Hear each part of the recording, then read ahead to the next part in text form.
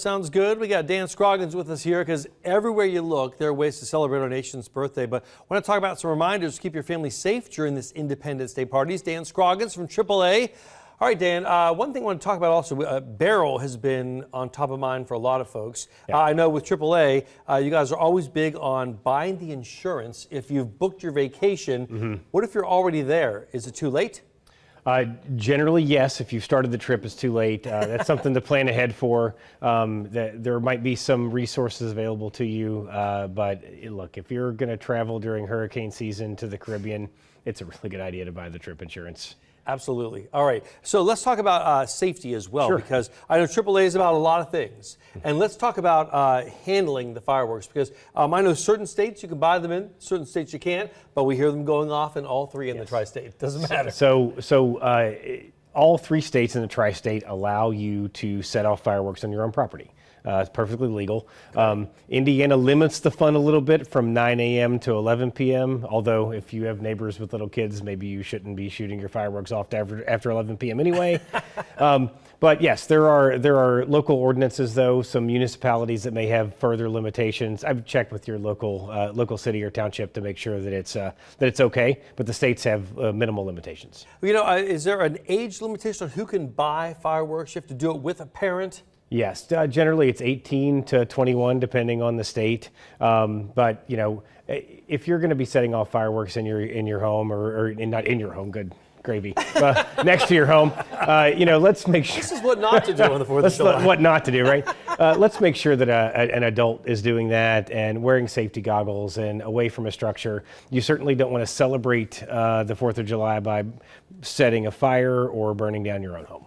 That's one of the things I remember seeing an email coming from the folks at Rumpke talking about. Let's say you've set off some of your fireworks in the backyard there, mm-hmm. and you still have all the sort of leftover parts laying on the ground. Mm-hmm. They recommend like soaking them in water before you even think of putting them in a garbage can or any other container.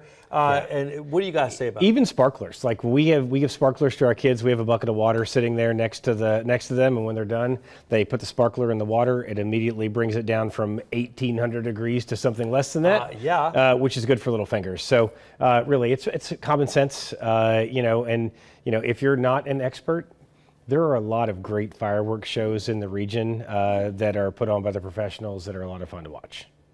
I'd say leave it to the professionals, right? I mean, that's what we do.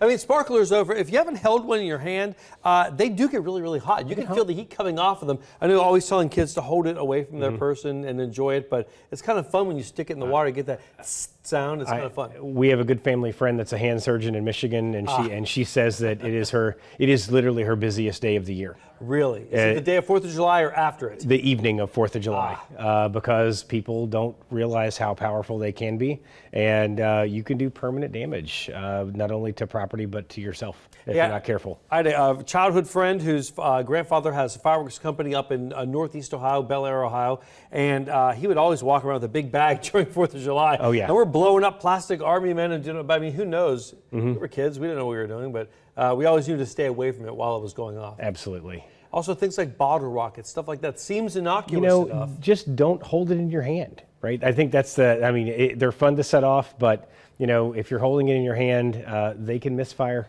Or aim it at other kids. Or aim it at other kids. Really anything that you think you shouldn't do, you probably shouldn't do. This is all very common sense stuff, but every year, I'm sure as your friend the hand surgeon can attest, there's always some kind of an incident. Every year. All right, so quickly, where can we get some more information from AAA on all of this? Lots of great summer ideas at AAA.com/theextramile.